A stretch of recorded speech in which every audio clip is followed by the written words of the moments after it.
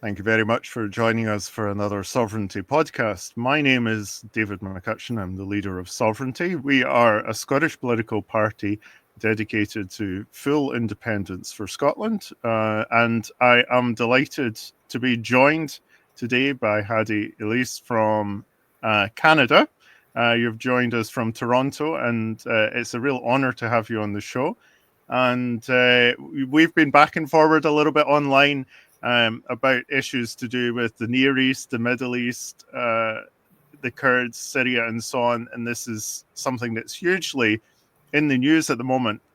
Before we dive into all of that, maybe you could tell us a little bit about yourself, your background, and your research interests, your journalistic interests, and so on. Thank you very much, David. Nice to meet you in person. And it's my honor to meet you.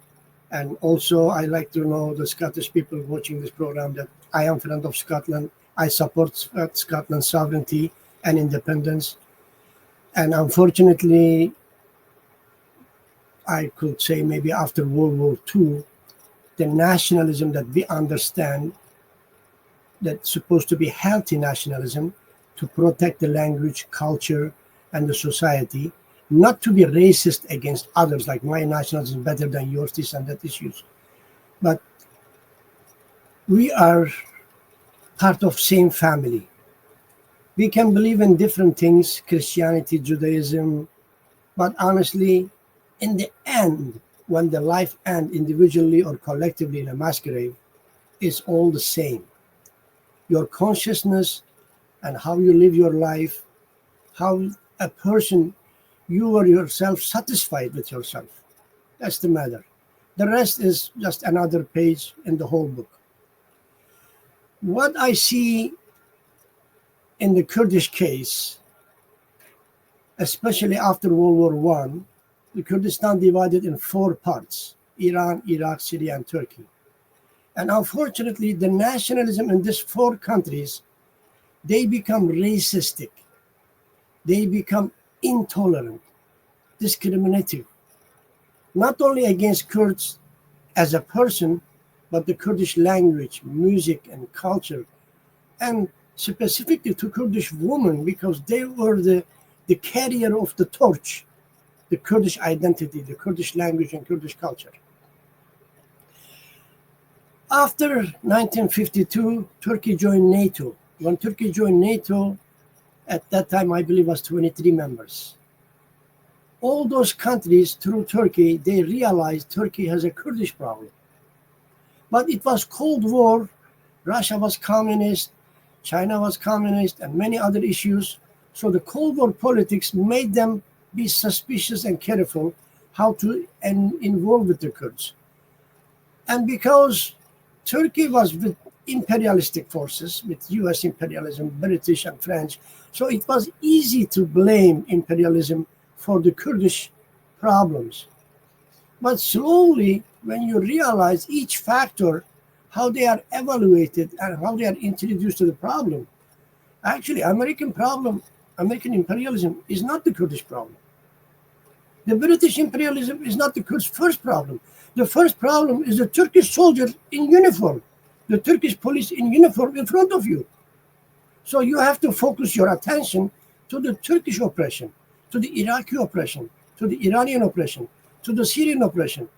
So Kurdish nationalism, from being a naive nationalism to attack secondary issues, the one behind the curtain is the real enemy. No, the real enemy is the one in front of you with the machete, the one in front of you with the axe, the one in front of you with the Kalashnikov or handgun. This is how the Kurdish nationalism learned to fight back. So the Kurds in Syria, after 2009, 2010, when they realized that Syria is going into a civil war, the Sunni Arabs under Muslim Brotherhood getting organized, named as a Free Syrian Army, they go to Turkey, they go to Friends of Istanbul conferences. So why not the Kurds? So the Kurds get organized too. And they get help from Kurds in Turkey. They get help Kurds from Iraq. They have help Kurds from Iran to organize, to get their experience in armed struggle, that they have been doing it for 3 or 4 generations. So they learn how to get organized on their territory, the Syrian Kurdistan. So when the Sunni Arabs became Salafist organizations, and the main one is Al-Qaeda branches, they all carry different names, but ideologically they are all Al-Qaeda. They are all Islamic Salafist. Even ISIS is Al-Qaeda because they share the same ideology. And ISIS was only in Iraq in the beginning. It was only Islamic State. When they entered Syria, they changed their name to ISIS. Islamic State become Islamic State of Iraq and Sham. S means for the Sham, and Sham means Damascus. Because during the Ottoman Empire, Sham was the name for the Syrian province. They were not calling it Syria at that time. They were calling province of Damascus. So this Salafist Islamists and their prophetic interpretations, Quranic prophecies, they said it's time to bring the caliphate back. That's why they choose the name Islamic Caliphate. And the first Al-Qaeda, second Al-Qaeda guy, they claim themselves as the Islamic Caliphate or Islamic Caliph. So they expect all other groups to join them and be under their ruling, under their leadership. But when you are nationalistic as a Jordanian, when you are nationalistic as an Egyptian, when you are nationalistic as an Iraqi Arab, you're not going to go other Arabs ruling organizations. Muslim Brotherhood is a global organization, but it has its own national branches. So each national branch actually fighting for the leadership of the Muslim Brotherhood. And same thing goes for the Al-Qaeda.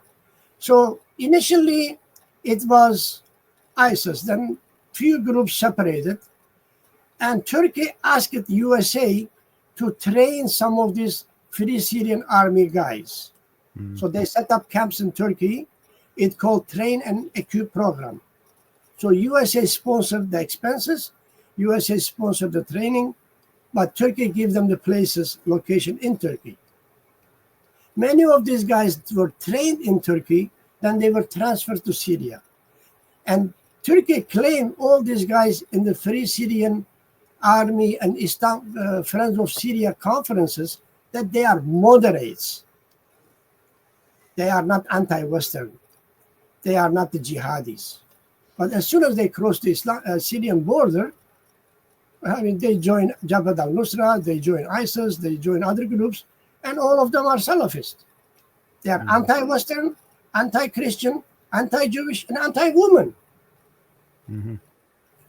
So this issue become another ideological contradiction for the Kurds, that Kurds are not anti-Western, they are not anti-Christian, they are not anti-Jewish or anti-Israel, and they are supporting women, fighting with women. There are specific military units, women only. So the Kurdish stand is exactly opposite of Al-Qaeda, exactly opposite of ISIS. So when Turkey trained them, Turkey also trained them being anti-Kurdish. So when ISIS were in Iraq, they occupy Turkish head consulate in city of Mosul. City of Mosul, I believe, is maybe 2 million population. So Turkish consulate had 46 or 49 personnel, and they occupied the head consulate. So Turkey negotiated with them what to do. They want them get released. So when they realize these guys are Salafist Islamists, they want to fight everybody, and they are okay with Turkey, and Turkey says, you know what, we will support you. You go fight Kurds in Syria, because Kurds in Iraq is already supported by Americans. There is a huge American army there. So they said, don't fight with Iraqi Kurds. You will be wiped out faster. American will bomb you.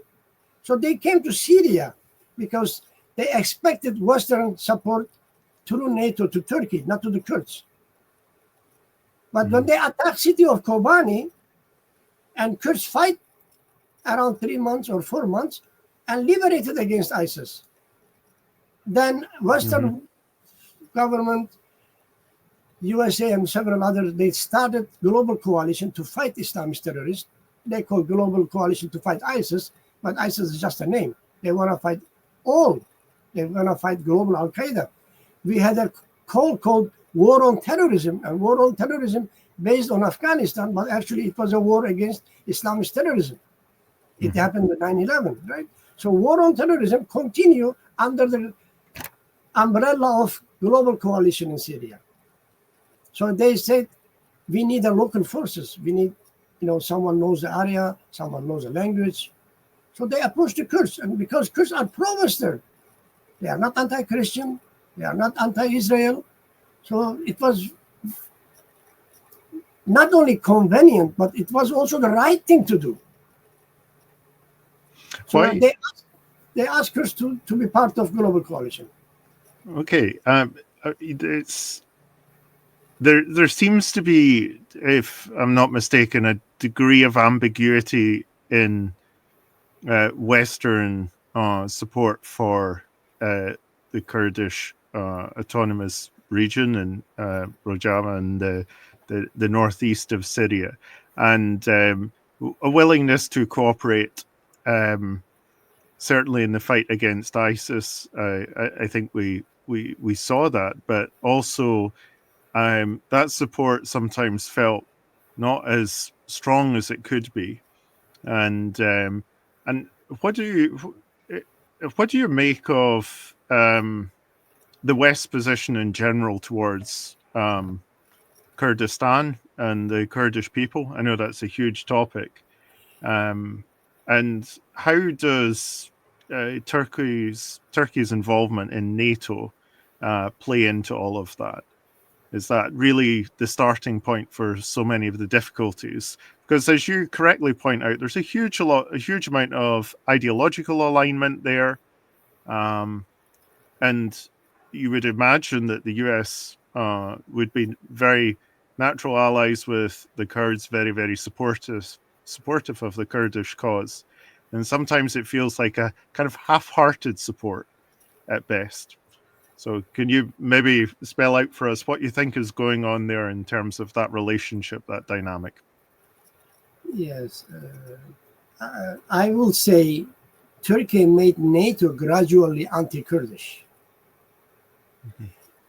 When Kurdish groups started protesting Turkey in late 1960s, they were mostly political, student activism, intellectual activism, and they were asking to create, or they were making a call to the Kurdish people in general to create political parties or to join political parties to be represented in the Turkish parliament. But Turkish intelligence, Turkish military, and Turkish allied, and Turkish media, Turkish academia, they were so much conditioned to be anti-Kurdish. So it was very difficult for Kurds to have a voice in the civil society organizations, to the Turkish media, even the leftist media, the communist and socialist media.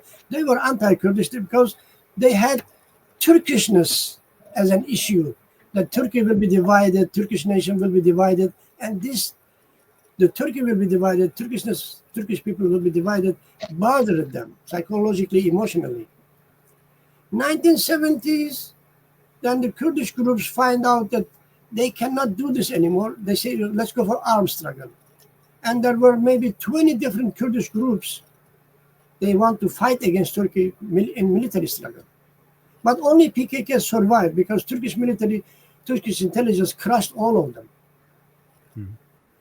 PKK survived, and PKK in 4 years, 1980, 12 September, Turkish military did a coup d'etat, and PKK leadership and many other cadres escaped from Turkey. They went to Lebanon, they stay in Belbika, and they receive urban warfare, guerrilla warfare, rural warfare trainings. And they come back to Turkey in 1984 and fight against Turkey. 1984, August 15, PKK officially declared war against Turkey. They distributed flyers for the occasion, and they attacked 2 big military stations. And Turkish army, Turkish intelligence, Turkish government, they were surprised that they didn't expect this. And seeing 500, 600 Kurdish fighters, they called them bunch of kids, bunch of irregulars that, they will not achieve anything, and we will finish them in 6 months. But from 1980 to 1984, Turkish military, Turkish police intelligence, they arrested over 1 million Kurds. They tortured them because they are Kurds. Yep. They told them Kurdish is not a language, you're not allowed to speak the language. I was one of the person, Turkish police in my house told me I am not allowed to speak with the rest of the family in Kurdish language, because my wife, my sister-in-law, my brother's wife, and other people in the house, they were very poor in Turkish. And I had to tell them, they were asking why the police is in the house. And I had to tell them in Kurdish why the police is in the house. And he told me, you are not allowed to speak this language. And I say, you cannot do that, because if you believe in God, if you believe as Muslim religion, if you believe in Quran, God created all the people. God created all the languages. So when you tell me you are against my language, you are also against God. And the guy told me, shut up. I don't want to listen, a philosophical lesson from you. Just tell the people not to talk to you. So this 1 million people tortured because their Kurdishness, they become anti-Turkey. They become anti-Turkish nationalism. They become anti-Turkish, symbols, many things. Because you are in jail for 3 months, 6 months, 1 year, and you tortured so brutally. Some of those books published about how they were tortured, honestly, you cannot believe it what they did. Yeah. Like they were asking military dogs to bite guys' testicles. How you can imagine a torture like this? But all this happened in Turkey. Was there no kickback at all in NATO at the time, diplomatically, from the West? Yeah, the issue with the NATO, when the PKK started guerrilla warfare, it was still Cold War. So when PKK was an armed struggle, they say, you know what, we can test NATO's counterinsurgency strategies. So NATO involved fighting PKK to test their own counterinsurgency strategies. But counterinsurgency in international law has problems. So you are insurgent. When you are arrested, you are POW. So they say, no, you cannot arrest PKK. You cannot arrest PKK fighters. So they say, we change it. We call it NATO's counterterrorism strategies. So when they are terrorists, they deserve everything bad happened to them. You can use chemical weapons. You can torture them. You can kill them by hundreds and put in a mass graves. I believe in 2020, there was 236 mass graves in Turkey, published locations by the Turkish Human Rights Association. 236 mass graves, at least 100, 200, 300, 500 people. Yeah. And over 4,000 Kurdish villages destroyed. Each village, 500 people, you're talking about 200,000 people. Each village, 1,000 people, you're talking about 400,000 people. 4 million people depopulated from Kurdistan. Turkish military were burning forests so the Kurdish fighters cannot hide. And they were saying that PKK burned the forest themselves. But there is videos, the Turkish military personnel talking that they admit they are the one burning it. Even in 1993, Turkish military used American military uniforms in attacking PKK, and PKK killed 5-6 of these American guys in American uniform. They didn't know. So they contacted American headquarters in Baghdad to say there are American soldiers killed in clashes with us. We want you guys come and see it. So American military visited PKK headquarters. They saw the dead bodies. They took hair samples and blood samples. They sent to USA, and the report come back that they are Turkish. They are not Americans. And this is an American report. Say, we know the Turkish military used American uniforms in attacking Kurds. attacking Kurdish fighters, attacking PKK. And NATO never made this an issue. Yeah. What?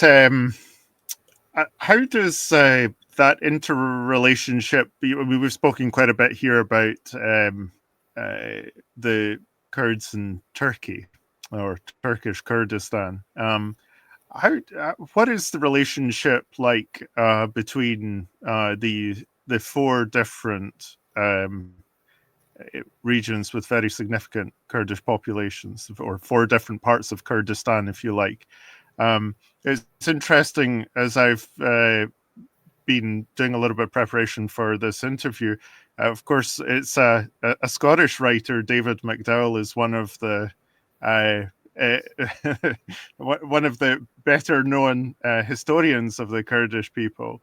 But he, I know, has focused quite a bit on maybe some of the rivalries and the division there. But do you have any?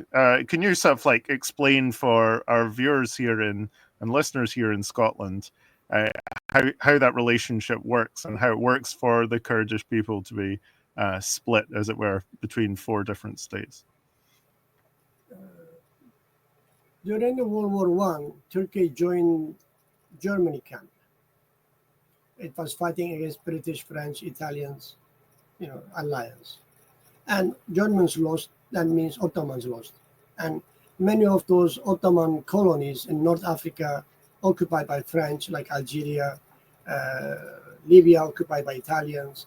And also central land, Turkey, called Anatolia today, is occupied by the British, little bit French, and the Greeks. This caused Turkey to fight against, under the leadership of Mustafa Kemal, was a military general, and then he liberated Turkey, and after he got called the father of the Turks name, called Atatürk.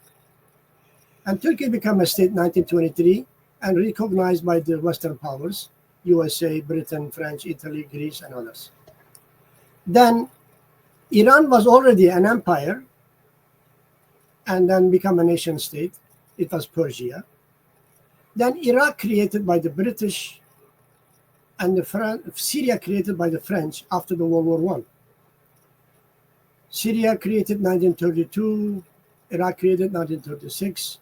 The Kurds in Iraq in 1916, 1917 started fighting against British. They want to have their own independent Kurdistan. Their leader was called Sheikh Mahmoud. He was arrested by the British and he was sent to India in exile for 4 years. So they didn't want Kurds to be recognized as a part of Iraq, that they are self-ruling themselves.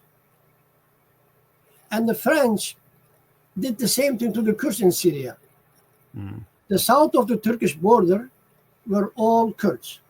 And they are very closely associated with tribal connections, family connections to the Kurds in Turkey. I myself have relatives in Iraq and in Syria, because I am from where the three countries meet. So some of my relatives, after Turkey established, they had to leave because Iraq was better than Turkey. Syria was better than Turkey at that time. But 1936, when Iraq became a kingdom of Iraq, they called Arab land. There is no Kurds. Everything about Iraq is everything about Arabs, about everything about Islam. In 1958, there was a military coup. Iraq became a republic, the Republic of Iraq, and they said, we're going to recognize Kurds. Long story short, but there was a 1944-1945 period in Iranian Kurdistan. The Kurds declared their own republic in city of Mahabad. And some of the Iraqi Kurds, like Mullah Mustafa Barzani, the father of the today's Masoud Barzani, he went to Mahabad and he was the chief of staff of Kurdistan Republic of Mahabad. But the Russians, British, and Iran attacked the Republic of Mahabad and they destroyed it. And so he left for Russia. From 1947, 1958, he was in Russia. Even in 1942, 1954, for 2 years, he was with the Russian army in Korea, fighting against China. So he became a general given by Russia at that time for its contribution during the Korean War. After 1958, when Iraq became a republic, at that time, Jamal Abdel Nasser in Egypt, he was in very close contact with them. And they were asking for Arab unity of Iraq and Syria with Egypt. This materialized in 1970, 1971, when three of them started attacking Israel, Yom Kippur War. So in 1958, 1959, Jamal Abdel Nasser asked Iraqi Kurds that they will get recognition from central government. There was a Kurdish broadcasting radio in Cairo. They were even, they were much more open because there was a Kurdish diaspora in Egypt too, the one run away from Ottoman Empire. So 1958, 1959, then Mustafa Barzani returned to Iraq from Russia. And 1966-67, there was an agreement between Iraqi government that they will get their own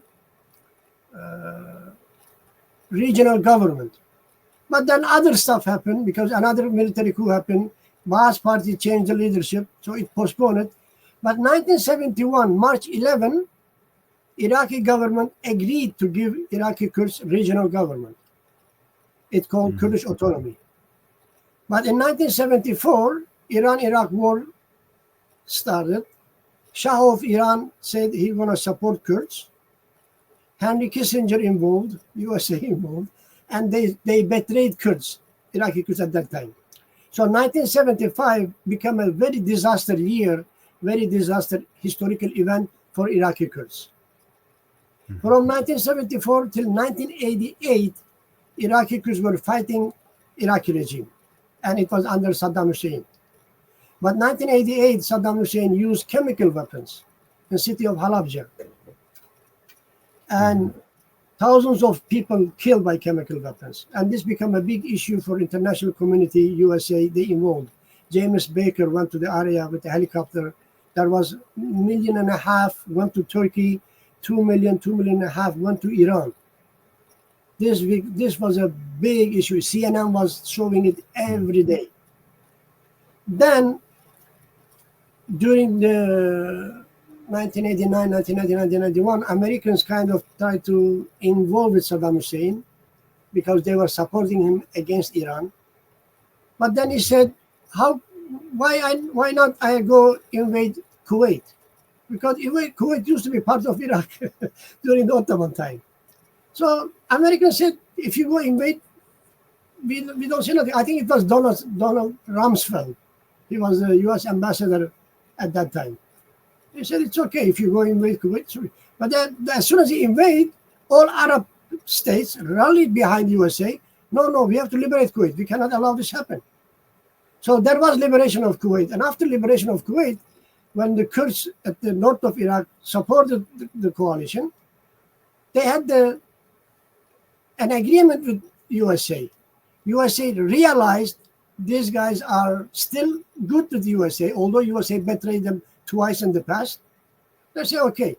So they set up Kurdistan regional government, and they allow Iraq to have elections. And Jalal Talabani, a leader of the Patriotic Union of Kurdistan party, became president of Iraq. But in 1986, USA put Patriotic Union of Kurdistan and Iraqi Kurdistan Democrat Party, the two big parties in Iraqi Kurdistan, on USA terrorism list. Even Iraqi Kurdish leader Jalal Talabani became president of Iraq. He was still on USA terrorism list. He was lifted with Masoud Barzani in 2013 under Obama administration. When Obama administration called them to visit Washington, D.C., Masoud Barzani refused to go. He said, I am on USA terrorism list. Remove me from the list, then I will come. And Obama administration removed both leaders, both political parties. USA recognized Kurdistan regional government. USA opened its own embassy in Kurdish region, or no, a consulate. Consulate, yeah. In the Erbil, or in Kurdish called Hewler, Hewler. even though they had consular services in Erbil, the two Kurdish leaders and Kurdish political parties, they were still on USA terrorism.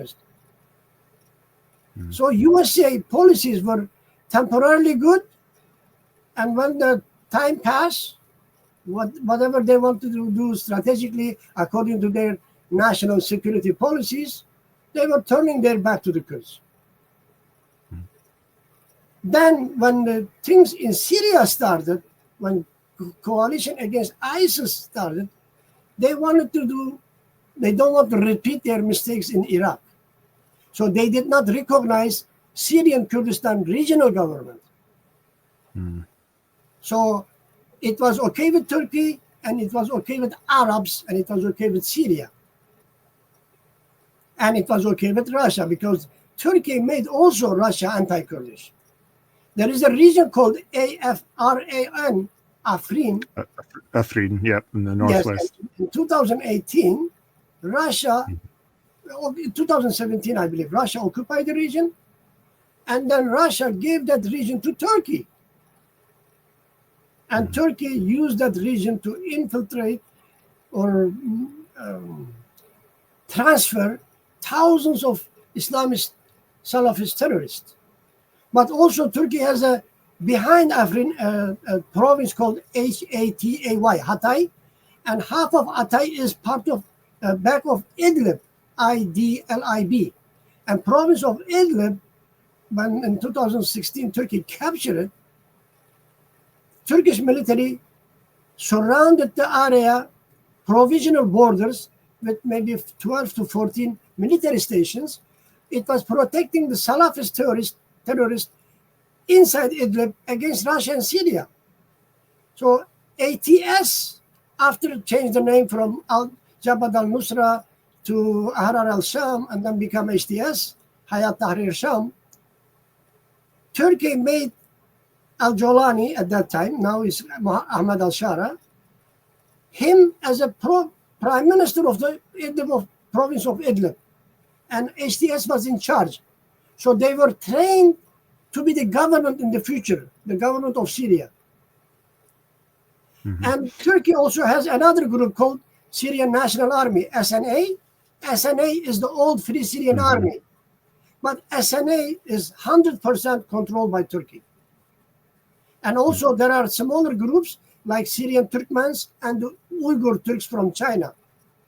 They have their own military units, and they are 100% controlled by Turkish military intelligence and Turkish civilian intelligence.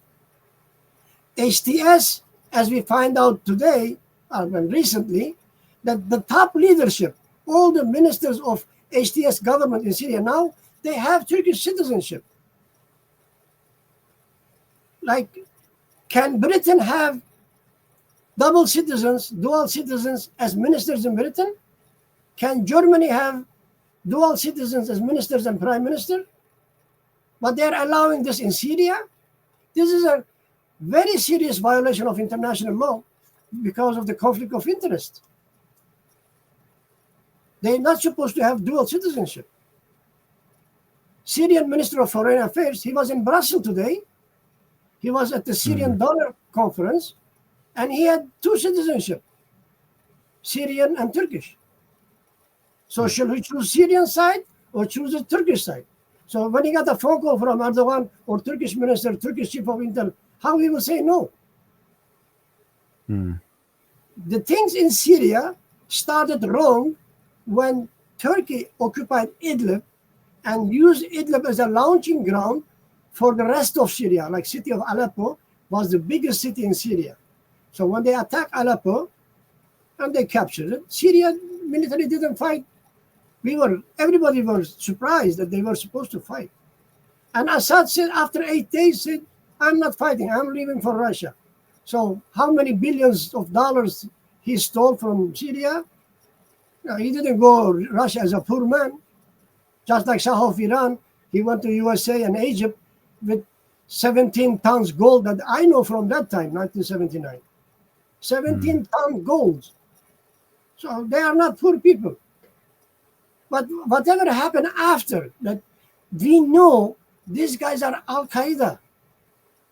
And NATO countries, USA, Britain, France, Germany, Italy, they started delisting them. And Al-Jolani had a $5 million bounty on his head, and America said, it's okay, we forgive you, we don't want it. Yeah. It's like telling Osama bin Laden, now you are a free man.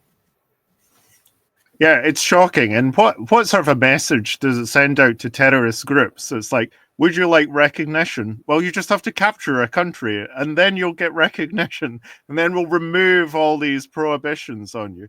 And it's more than that. I mean, we've seen prominent British figures like Tony Blair interviewing the foreign minister of the HTS terrorists at Davos.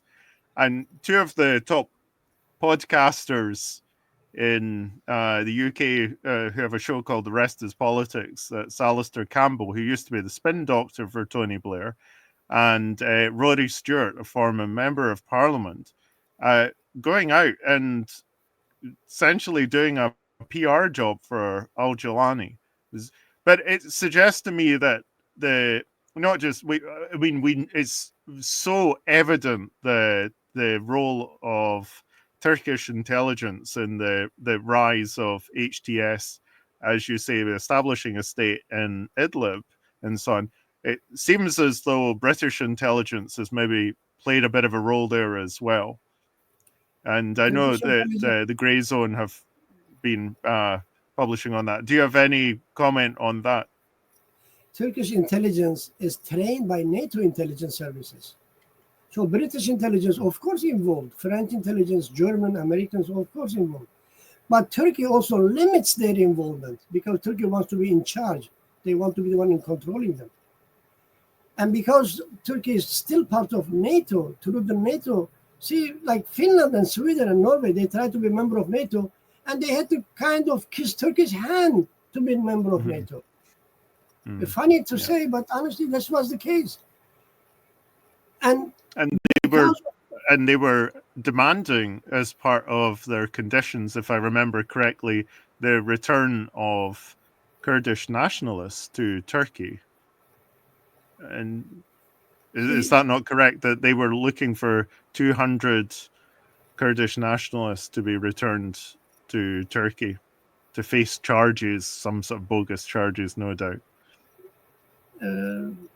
Like, these are known cases that many intelligence services, they fabricate evidences. They do false flag operations. They do misinformation and disinformation campaign. They have the profiles. And with artificial intelligence these days, you can do whatever you want. Really. So many of those Kurdish activists in Europe, they claim refugee status and they got recognition. So there is a profile of who these people are. So Turkish intelligence going to the NATO, Norway, Finland, Sweden, Italy, France, Germany, say, this guy's terrorist, I want him back. Like, they have to get a counterclaim. And then they have to convince Germany, say, you did it wrong to accept this guy as a refugee. But no, the process is so open. You know, you got to be an extremely intelligent and capable person to fake documents, to play a different personality, a different identity.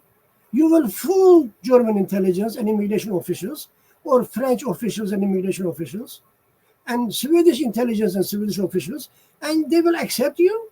This is unbelievable. You know, I mean, you got to be extremely well connected and rich.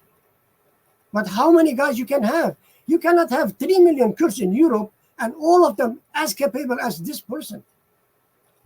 There is at least 2 million Kurds in Germany, 1 million Kurds in Britain, 500,000 to 1 million in France, at least 250,000 in Sweden.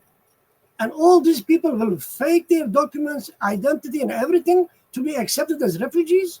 And then Turkey will go and say these guys are actually terrorists. So there were 3 million refugees, 3 million terrorists in Turkey. They escaped to Europe. Come on. Turkey cannot exaggerate everything with open lies, like very easily falsifiable. So you're telling that there are 3 million Kurds, they were terrorists in Turkey, they escaped to Europe with their families and kids, and now they are continuing their terroristic activities in Europe. I mean, the European... Obviously, it's interesting to me whether the question of whether Russian and Chinese attitudes might be likely to change towards Kurdish autonomy, and I'd be interested to have your thoughts on it. Obviously, the events in Syria have been a huge setback for Russia, and they are probably really smarting at the way that things have developed, having given Assad so much support over the best part of a decade. Has there been any change in Russian and Chinese attitudes towards Kurdish autonomy or the Kurdish people? Even during the Cold War, the Kurdish national struggles, armed struggles, they were not friendly with Russia. Russia knows that very well. So they were okay in Syria to give the Kurdish region Afrin to Turkey. They didn't want to have problem with the Kurds, because Kurds will go after them big time to grant Afrin a regional autonomous status, because Russia itself is 13 republics. So they said no. So to get rid of this problem, they give Afrin to Turkey, and Turkey is still in charge of military occupation in Afrin. China has its own problem with Uyghur Turks. So using this cause against Turkey, so Turkey is okay with China not to support each other's other internal problems. And Russia has large, like 6 of the Turkish republics or 7 of the Turkish republics in Central Asia. They have good ties with Turkey. So for Turkey to play an Islamic and Turkic struggle against Russia, they can mobilize some of those guys. But those guys are much more pro-Russia than pro-Turkey. So Turkey knows this. But in a long run, 50 years, 100 years program, you might change those leadership with your own people. So the Turks from Turkey moving to Central Asia, the ideology known as grey wolf nationalism is an extremist Turkish nationalism. It's pan-Turkic. It was not pan-Islamic in the past, but now it become pan-Islamic. So they are the one in Azerbaijan using all the resources to fight Armenia. They are the one in Turkish military doing all those activities in Syria. The one doing this all over Syria, I cannot make it. This, probably a good thing. Yeah, this, when they do this, this means I am Turkish. I am pro-Grey Wolf's ideology. And there are thousands and thousands of pictures in X, Facebook, Instagram, that these guys are doing this. He is on the tank doing this. He is in a corner shooting somebody. He is doing this. So there are thousands of Turkish citizens in Syria doing Salafist Islamist terrorism crimes with these guys. But they are the one telling the other Arabs, Turks, Uyghurs, Chechens, Afghans what to do. They are the one in charge. So they are the one people behind the curtain. They are the one even today attacking the Alawites, because Turkey itself committed 4 Alawite massacres inside Turkey. The Turkish Islam, the Turkish way they interpret, understand, and follow Islam is anti-Shia, anti-Alawite. So if someone go those Alawite regions and start shooting, massacring people, like they say, it's okay. And Salafist Islamists, as an ideology, they already, from the beginning, when they become mature person in ideology to analyze and talk, become a mid-level Al-Nusra, ISIS, HTS, and many other organizations officials, because they have to get ideological training. So they know what to do against Alawites and Shias, Ismailis, Ahmadis. They are subsections of Islam. They call themselves Muslims. But these guys, they don't call anyone else Muslims unless you are a Salafist Muslim. If you are an Al-Qaeda guy, you are a Muslim. You are not an Al-Qaeda guy, you are not Muslim. And these guys are in Europe, in Britain, France, Greece, Sweden, Sure. and they are openly acting Islamization of Europe, Islamization of Western countries. They go to church, they open Quran, say, I want to do this here. I see this on Twitter a lot. Like, they are really pushing the Christian society to be anti-Islam. And they call it Islamophobia.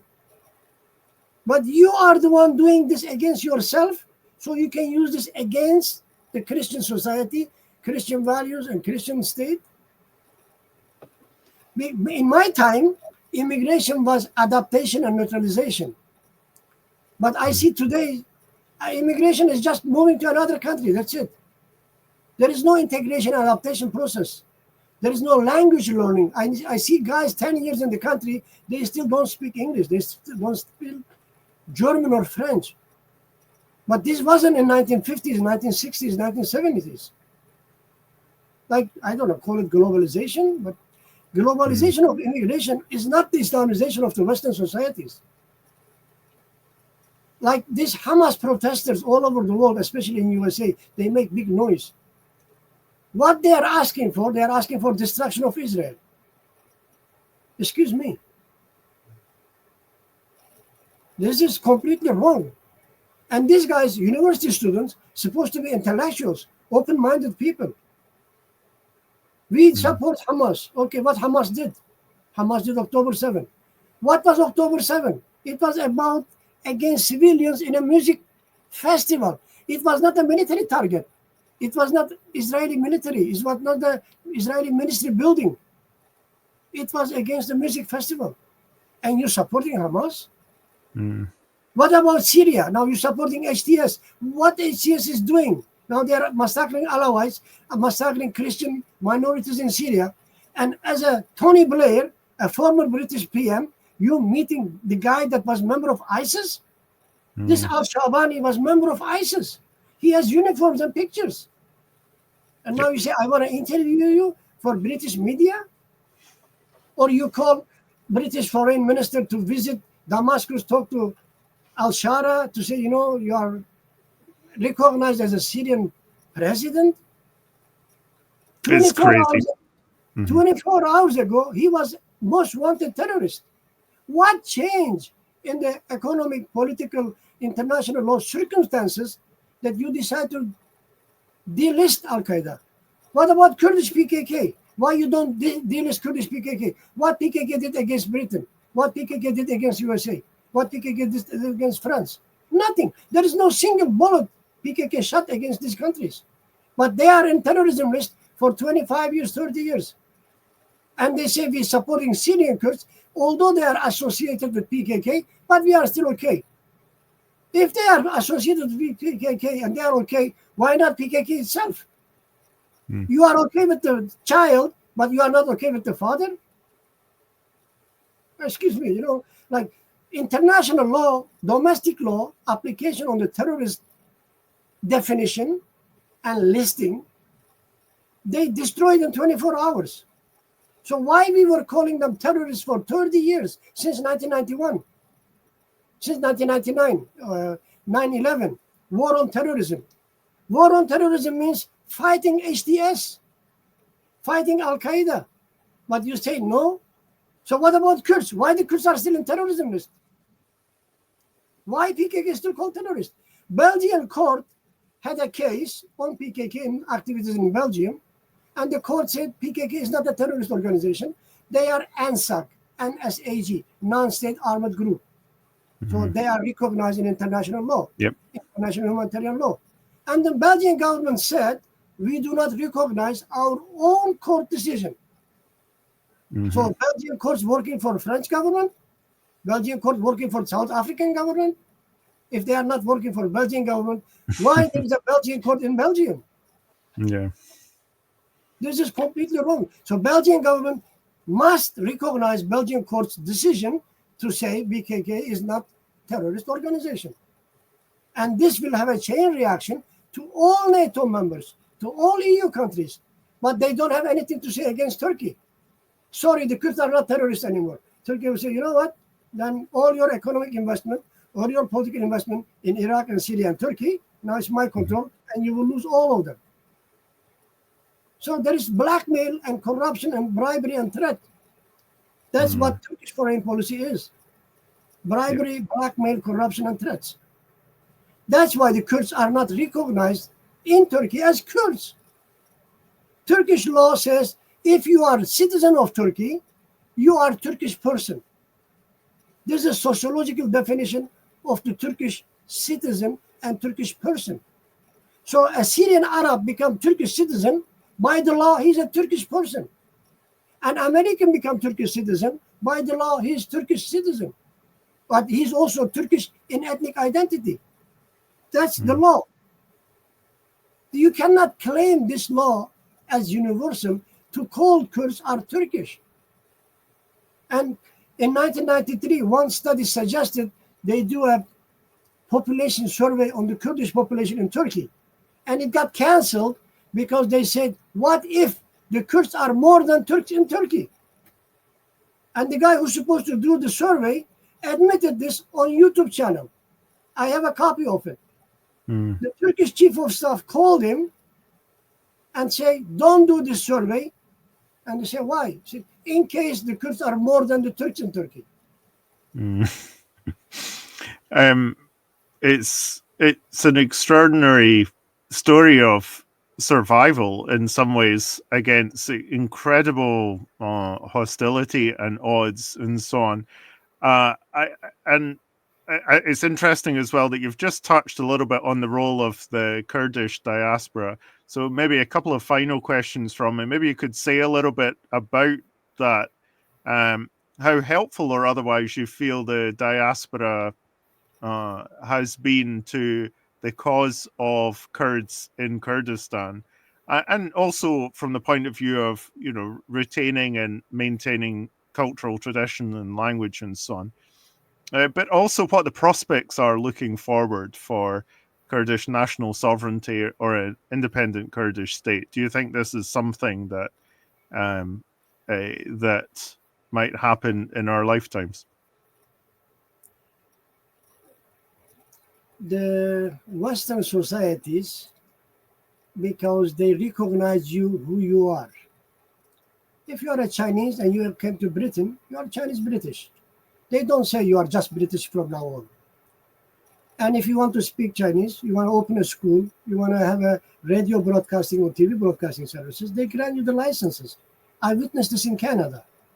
In Canada, there are Italian, Portuguese, Spanish, Chinese, Vietnamese, many Tamil, many other languages, services. And some places even they have people speaking these languages working there. And in case something happened, if you are a new arrival, new immigrant, new refugee, they help you. This is great. But for the future, let's say 5 years later, you have to have a second level of policies, second level of targets that you want to achieve with these groups. So integration, Italian Canadians, integration of Chinese Canadians. So they are in Canadian politics and they become ministers. They become prime ministers. French Canadian become a Canadian president, Canadian prime minister, many other things. But they are part of Canada. And they are not dual citizens. They have only Canadian citizenship. So this helps Kurds too. Kurds open their own TV channels. Kurds open their own radio stations. They open their own mother tongue education schools. So the Kurdish children, they can learn Kurdish. Kurdish adults can learn Kurdish. And their Kurdishness goes through with music and celebrations, wedding parties, birthday parties, and national holidays like Kurdish New Year starts March 21st. We call New Day, Newroz, Newroz. Every time when there is Newroz, March 21st, we start 1 week or 10 days ago, national celebrations. There is lots of partying, food, and visiting going on. So these are publicly, openly celebrated in Europe, much, much better than Turkey, Iran, Iraq, and Syria. So the Kurdish diaspora help motherland because these people also goes back to visit. When someone passed away, you go for funeral. When someone get married, you go back to wedding party. So the diaspora is very well connected to the motherland. So they carry all this. And there are Kurdish music groups, singers, very popular in living in diaspora. They have millions of followers. When they go to open space concerts, there is 10,000, 15,000, 100,000 people gathering. So diaspora is another lifeline to keep Kurdish nationalism, Kurdish culture, Kurdish language alive. And that's bothering Turkey. That's why Turkey is after certain activists to want them to be called terrorists, so given to Turkey. So when the top leadership, top activists eliminated, then you are backward 10 years, 20 years. So you have to work harder to replace those people with somebody new. Governments of those countries, like I am in Canada and I was a spokesperson for Canadian Kurdish Federation. And when something happened at motherland, Kurdistan in Turkey, Kurdistan in Iran, Iraq, like Saddam Hussein used chemical weapons on the city of Halabja, we wanted to talk to Canadian government. So we write emails, we call, we make an appointment, we go see somebody. But the way we are treated is not a diplomatic way. It is not like someone that they have to respond.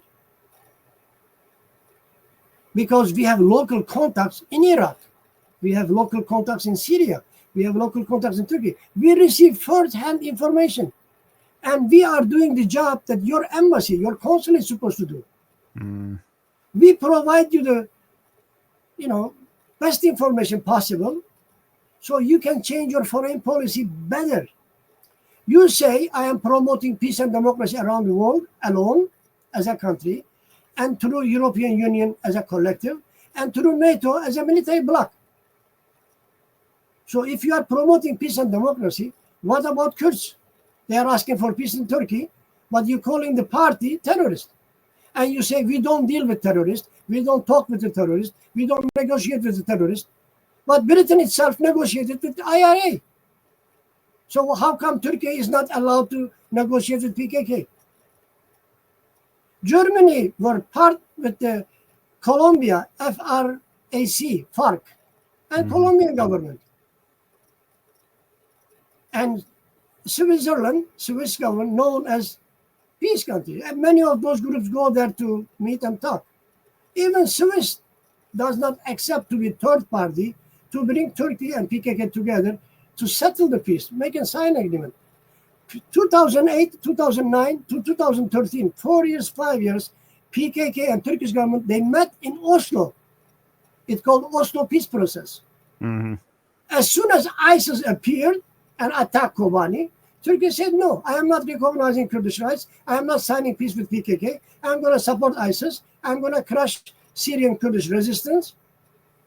And they made a false flag operation, an excuse that 2 police officers were killed in Turkey, and they say they got killed by PKK. Now we know there was a third police officer. He was their roommate. The third police officer killed the 2 police officers. He called the Central of Police Headquarters, and he said, I am calling on behalf of PKK. I killed two Turkish police officers. And this became a big news in Turkish media. And then Erdogan said, if PKK killing Turkish police officers, I am not signing peace with PKK. But why you don't investigate? Why you don't ask your intelligence to go instead investigate and get impartial and honest report? No, Erdogan used it as an excuse not to sign peace with PKK. 2013. And then since that year, every year, March 21st, imprisoned Kurdish leader PKK, Abdullah Öcalan, calls for peace. During the Nowruz, he sends a letter through some MPs in the Turkish parliament that they have a pro-Kurdistan. These parties are pro-Kurdish parties. They are not Kurdish parties. You cannot have Kurdish party in Turkey. It's illegal. So these parties are pro-Kurdish. They are pro-peace and pro-democracy in Turkey. So these parties, they are in communication with Mr. Öcalan. They are in communication with PKK. So they read this letter to the public. And Öcalan says, we are agreed to sign the peace. We want to continue the second talks, second track, third track, keep continue. Turkey said no. 2013, now we are at 2026, 25. 12 years later, Öcalan made another call that they are ready to disband PKK, they are ready to give up arms struggle. What Turkish government is telling us in return? We are ready. But Turkish government says, no. You drop your weapon, you close your party, you come to Turkey, and then I will think what I want to do. Excuse me, this is not the peace negotiations. There is no such a peace negotiation and the practice of the peace negotiations and the legal framework and the international law understanding of the peace negotiations. So when PKK declare their opinion, declare their conditions, Article 1, Article 2, Article 3, whatever, then Turkey say, yes, I have a post-conflict rehabilitation program.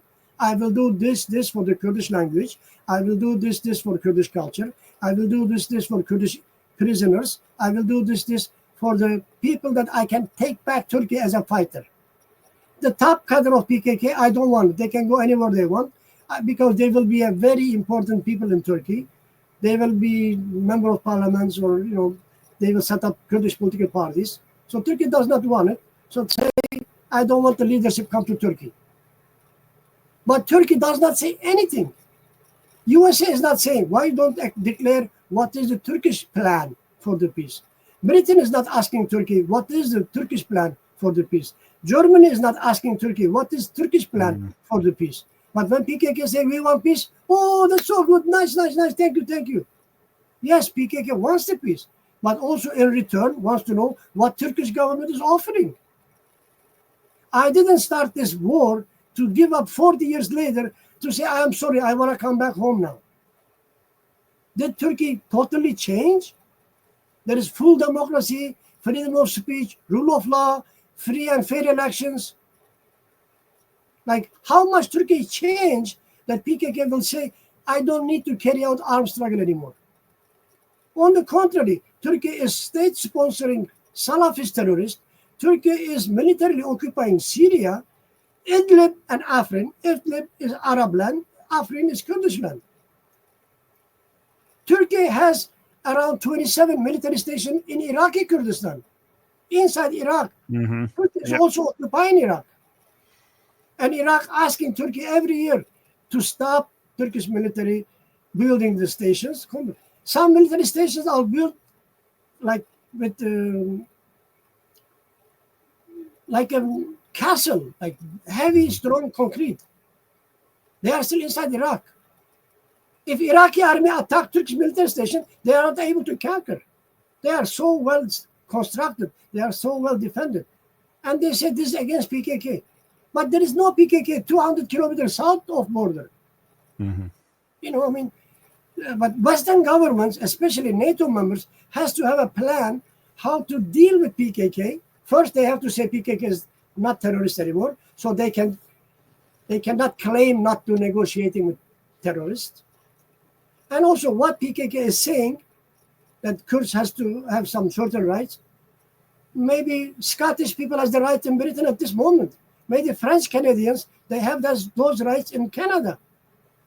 Maybe Germany is 7 provinces. Italy, I don't know how many provinces. They're all different. So if Turkey say 5 or 6 of the Turkish provinces will be ruled by the Kurds, is this end of the world? Why Turkey says no? Historically, all those architectural ancient civilization buildings belong to Kurds. Eastern Turkey, southeastern Turkey, all the historical buildings, cultural sites, historical sites belong to Kurds. They are Kurdish sites, but because Turkey is a nation state, they are all Turkish, part of the Turkish ancient civilizations.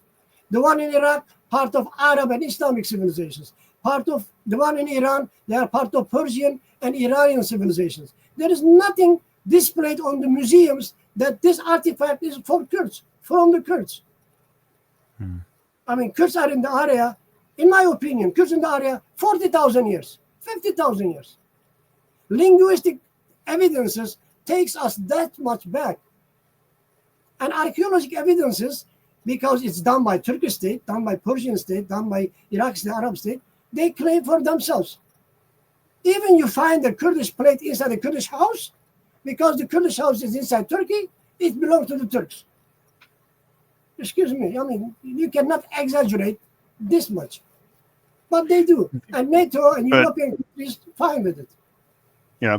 Do you have any optimism that you'll see greater Kurdish autonomy or even an independent Kurdistan in your lifetime? I mean, there must be 2 or 3 serious changes in American foreign policy, British foreign policy, and NATO itself. When they realize the Kurds are exactly opposite of Al-Qaeda. When they want to see the Kurdish politicians, they don't want Turkey to be destroyed. They don't want Iraq to be destroyed. They don't want Syria to be destroyed. Because when you say you want to destroy, they are very very against you. They want to see Turkey as Turkey. So the Kurds are agreed. Say, okay, we want Turkey as Turkey. But we are still inside Turkey and we are not Turkish. We are still inside Iraq. We are not Arab. We are still inside Syria. We are not Arab. So Iraqi Kurdistan get a regional government for the Kurdish territories and Kurdish population. Same thing in Syria, Kurdish territories and Kurdish population. So another Kurdish regional government in Syria, another Kurdish regional government in Turkey, another Kurdish regional government in Iran. There is a region in Iran called Province of Kurdistan, but it's maybe 0.25% of all Iranian Kurdistan. There is a province called Sanandaj, and I believe that's also called Province of Kurdistan in Iran. But that's not the whole Kurdistan. That's not the whole the Kurdish population in Iran. And Iran, Iraq, Syria, Turkey, because of their policies in the Kurdish territories, millions of Kurds moved outside. There are maybe 7 to 8 million Kurds in Istanbul, and Istanbul is 20 million. There's almost half of the Istanbul is Kurdish. So the Kurdish problem is not only the Kurds in Kurdistan, there is also Kurds in Turkish region. Like Aleppo is Arab land, but Aleppo is 2,600,000, 700,000 people in Aleppo are Kurdish. Damascus, 1.5 million, maybe 2 million. Another 200,000, 300,000 people in Damascus, they are Kurdish. They are not in Syrian Kurdistan. They are on the Arab lands. But how they end up there? Because of Arab policies of Syria, Baas policies of Iraq. There are maybe 1 million Kurds in Baghdad. Baghdad is maybe 5 million, 6 million. And Basra is all Arab land. But there are maybe 500,000, 1 million Kurds over there.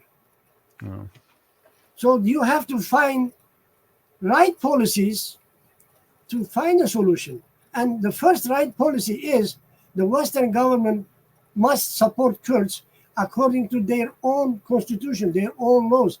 Let's say they made an international convention called Responsibility to Protect. I think this is like 2014, 2015, after Kosovo. They made an international law called Responsibility to Protect. So what kind of responsibility are you claiming to protect who? So the Kurds are asking for the responsibility to protect to be applied on them, and nobody is willing to apply. So why are you making this law? You made this law just for Kosovo? So say responsibility to protect Kosovo. Just leave it there so we know what it is. But they don't say that. They say we promote peace and democracy in the world. We made responsibility to protect. If something happens, if there is a population under threat of genocide, we will intervene. So population of Kurds in Syria under genocidal threat by the Turkey every day bombing Syrian Kurds. Every day 5-6 Syrian Kurds killed by Turkish bombing. So why you don't protect Syrian Kurds? And they are a member of global coalition. They are the best ally you have in the region. And sorry, I cannot use responsible protect because it's against Turkey. And Turkey say no, so we listen to Turkey. I mean, well, I'm happy. Myself that much. I'm happy to say that our party, Sovereignty, is committed to being out of NATO. It doesn't mean that we are isolationist. We just see NATO as being the cause of more problems than it is solutions. And it's really sad the way that it has skewed our foreign policy in the UK. I'd just like to, as I was doing a little bit of research for this episode, a kind of neat wee connection between Scotland and Kurdistan. It was 100 years ago today that Scottish engineer Archibald Hamilton ran the famous Hamilton Road over from Yerbal in Iraqi Kurdistan to Haji Omaran. So it's a really nice wee connection. And I know even in recent years there have been some Scots that have gone over and worked in the oil industry in Kurdish regions. So I know one or two that have connections. So it's great that we've been able to make a bit of a connection as well. So Hadi, thank you very much for joining us on the podcast today. Sorry we've run over and taken more of your time than we expected, but it's been a really eye-opening conversation.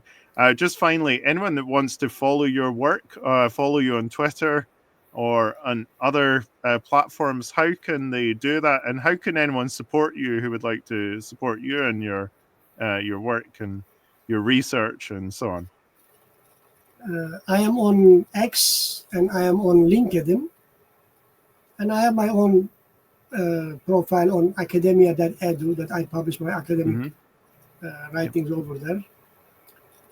And I will ask whoever wants to support Kurdish cause to start in their neighborhood, to meet Kurdish people, to understand them, and to be a voice for them with their local MPs, MPPs, and local government, and everything regarding to war crimes, human rights violations.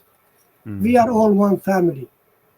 So something happened to you, something happened to your neighbor, something happened in your area, it happens to you. We believe that we should be in peace with everyone. My hometown, there is a picture, there is Muslim, Christian, Yazidis, and Jewish symbols, all at one door. When you open that door on the top, you will see all four signs, and all four major religions in the area respected. That's how I grow up. That's how I believe you are a leaf on the tree. You are a bee in the bee hive. We are nothing different than each other. When you live this life, you're living for your ambitions, emotions, love, crying, happiness, everything. But when you pass, you don't have nothing with you. What you believe that you will achieve if you kill 100 person in the name of religion, or you steal from 100 people, there is nothing to gain from those things. If you share, if you do it together, if you make next door happy, if you make your friends happy, if you make your co-worker happy, in return, they will make you happy. That's how I believe, and that's what I believe. And I really believe your effort in Sovereignty Party, working on Scottish issues, making me know better, is part of this family that we share. I support Scottish people. I want them to be happy. I want them to be prosperous. I want them to live in peace and democracy, just like any other nations. If I deserve to live in peace and democracy, you also deserve to live in peace and democracy. Well, we echo those sentiments, absolutely. Thank you once again for joining us today. You're very welcome. Thank you too.